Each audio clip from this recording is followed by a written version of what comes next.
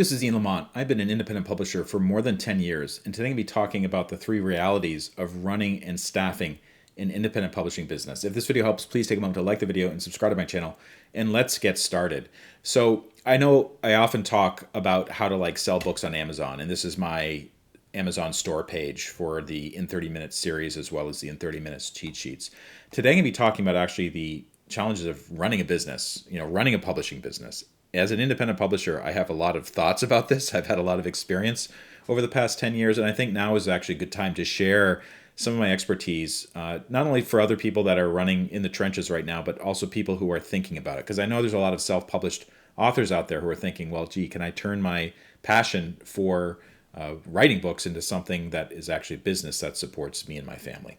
So the first thing that you need to understand about running an independent publishing business is it's really hard to pay full-time staff unless they have a really strong catalog or have another income source for the business. So let me break down the talk about full-time staff. In order to create a book, you have to have a lot of pieces in place. To give you one example, this is the template for a 6x9 paperback book. Oh, it's a hardback book.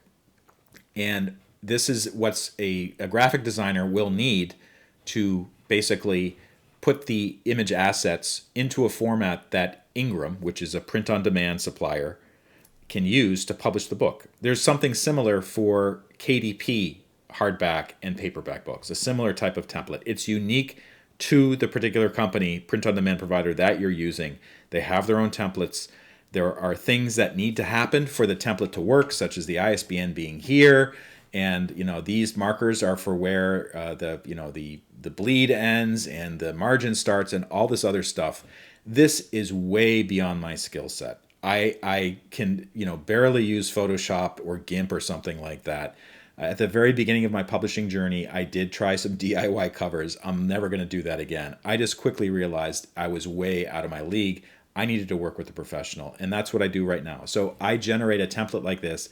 I give it to a professional book design company. It's actually a TLC Design. They're located in Austin, Texas, and they take care of it for me. They know what they're doing.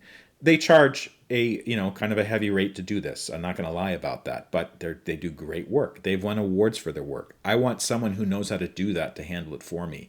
It's not realistic for me to hire someone who can do this full time because, first of all, I don't release enough books to make it necessary to have someone on staff for that. And then also I don't sell enough books to be able to pay them. So that's just one example. That's just the graphic design. For other things that my book company does, for instance, editing a manuscript. Actually, let's find an example here. Okay, so this particular book, we're getting ready to release a new edition of this book.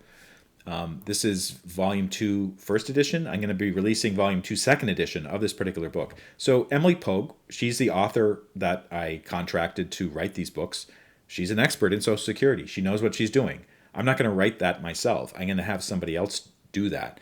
For the copy editing, I have somebody else do the proofreading for that and the copy editing steps, and she does a really good job.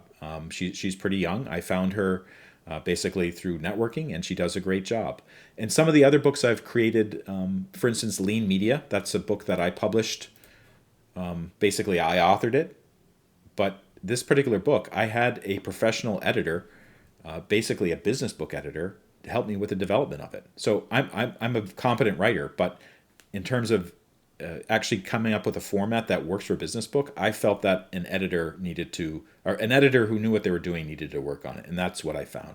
So this is a very normal situation for people who are publishing. Unless your publishing company, has a really strong catalog, meaning like a best-selling book. Having an award-winning book is not enough. This is an award-winning book. It's not a best-selling book. You need like a book that's selling thousands of copies every month in order to really start thinking about hiring full-time staff to do it, or your publishing business needs another line to support it. And I'm going to show you this chart. This is for basically the bootstrapping milestones. Bootstrapping means your company is not supported through investment. It's actually supported through basically the sales of the product being reinvested into the company. In the first couple years of this particular venture, I barely paid myself anything. The first year, I know I didn't. Second year, I think I might have started to take like, a couple $100s a month. It wasn't even ramen profitable. Just like I can just take a little bit to help with family expenses. I almost gave up after 5 years. Like you can see the revenue is kind of plateaued. It's not really doing well. And then finally, one of the experiments I tried started to take off. And that enabled me finally, after 8 years, to hire my first full-time employee. It took a long time to get to that particular stage, but that's the reality. Unless your company has a strong catalog or another business, and in my case, it says, you see here, it says it launched genealogy line. I had another product line on Amazon, not a book product, something completely different. That started to take off. That enabled me to be able to hire a full-time employee basically to handle all my shipping and inbound product and stuff like that. For other things, I still hire like professional independent contractors, a graphic designer, an editor. I work with a print shop for these particular products here. There's no way I'm going to be buying like a printing press and finding a commercial space to operate that thing and staffing it up. I just find a local print shop, very good family-owned business.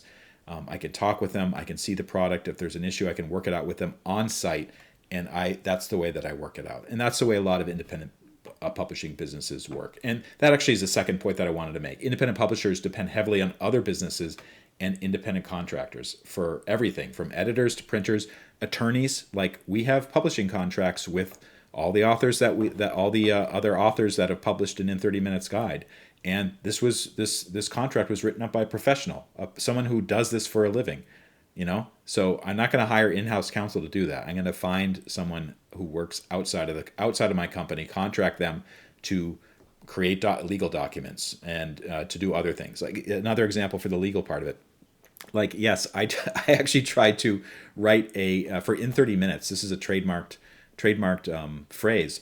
I tried to do the trademark application myself, and I was partially successful, but I was not successful enough because it didn't get in the principal registry, which is basically what you need to have a store like this on Amazon. Anyways, I'm not going to get into that, but the basic point is that you, as an independent publisher, if you're serious about the business and you don't have the people on staff because the finances don't support it, you're going to have to find talented, competent service providers, other companies, and independent contractors to do a lot of the work to reach a kind of a professional quality book.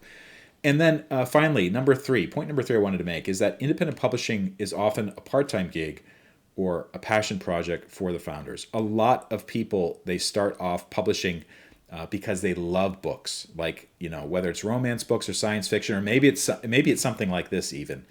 They're just totally passionate about it. They would do it for no money, and they often do it for no money. So like they work in a bank, or they're a doctor, or they're a truck driver, or whatever during the day, and then on the weekends they work on their passion project. Or if they're making a little bit of money, they do it as a side gig, or if they're able to generate a little bit of income, but it's not enough to support their family, then they have to do something else. So one thing I was doing throughout these years in particular, but recently I've begun doing it again, is doing consulting. So I had one very big client in this time frame, and that was able to help support my family. And of course, one thing I should always say is that if you're running an independent publishing business and you do have a family, like your spouse is going to be really key in giving you emotional support and also support for income for the family, things like health insurance and things like that. Because to be honest with you, of all these years I've been in business, only briefly did we have our own health insurance. And that was at the very, in the last couple of years when the revenue could support something like that. So in the first years, it was my spouse's health insurance that basically made it possible. So anyways, it may start out as a passion project or a side gig, but over time it's possible through perseverance and kind of finding a formula that wins for your books, getting better at your craft, getting your marketing right. Like all these other factors kind of have to fall into place, or you have to have a little bit of luck, and then something begins to take off. But I wanted to share my experience as an independent publisher. For more information about basically running a publishing business or an online business or e-commerce business, go to leemedia.org. That is my official website, and you can. I have a book that talks about making media, but also I have a blog that talks about running an online business with all kinds of interesting facts and things to learn about. And then if you want to learn more about the In 30 Minutes guides, Go to in30minutes.com or in30minutes.biz. These are the two sites I operate to sell these books, and you can learn more about the series. This is Ian Lamont signing off. Thank you so much.